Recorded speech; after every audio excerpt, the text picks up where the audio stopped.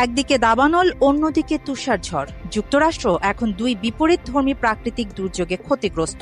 পরিস্থিতি নিয়ন্ত্রণে আনতে বারবার ব্যর্থতা দেখা যাচ্ছে। আবহাওয়াবিদদের মতে জলবায়ুর একাধিক পরিবর্তন এখন চরম ও বিপরীতমুখী আবহাওয়ার কারণ হয়ে দাঁড়িয়েছে।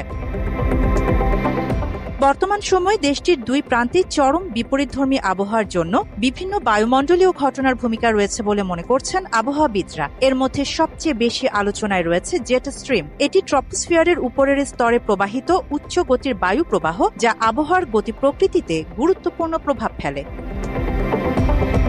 একই এলাকায় ভিন্ন ধরনের আবহাওয়ার জন্য মূলত দায়ী জেট স্ট্রিমের ঢেউ খেলানো গঠন। এই গঠনের কারণে একটি অংশে সৃষ্টি হয় উচ্চচাপ আর বিপরীত দিক নিম্নচাপ। এর ফলস্বরূপ একই সময়ে একদিকে দাবানলের মতো তীব্র গরম পরিস্থিতি আর অন্যদিকে তুষারপাতের মতো ঠান্ডা আবহাওয়া দেখা দেয়।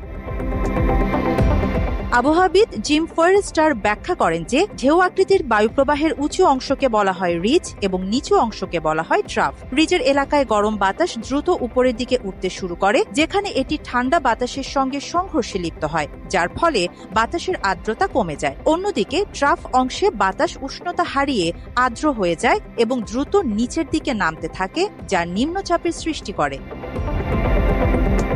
জেট স্ট্রিমের প্রভাবে আরেক ধরনের জলবায়ুগত পরিস্থিতি সৃষ্টি হতে পারে, যা পরিচিত অ্যাটমসফিয়ারিক ব্লকিং নামে। যখন জেট স্ট্রিমের ঢেউ খেলানো গঠন দীর্ঘ সময় স্থায়ী হয়, তখন সেটিকে অ্যাটমসফিয়ারিক ব্লকিং বলা হয়। এর ফলে কোনো একটি স্থানে দীর্ঘদিন ধরে উচ্চচাপ বা নিম্নচাপ স্থায়ী হয়, যা চরম আবহাওয়ার ঝুঁকি আরও বাড়িয়ে দেয়। মাত্র ৩০% টাকায় জমির মালিক হয়ে নতুন বাংলাদেশের গড়ে তোলার স্বপ্ন দেখা বাংলা বসতি। এছাড়াও এল নিনো ও লা নিনার প্রভাবেও এমন চরম আবহাওয়ার ঘটনা ঘটতে পারে। এগুলো প্রশান্ত মহাসাগরের তাপমাত্রার পরিবর্তনকে নির্দেশ করে, যেখানে এল নিনো তাপমাত্রা বৃদ্ধির এবং লা নিনা তাপমাত্রা হ্রাসের প্রতীক। তবে আবহাওয়াবিদদের মতে এমন বিপর্যয়কর প্রাকৃতিক দুর্যোগের কারণ মূলত জলবায়ু পরিবর্তনই।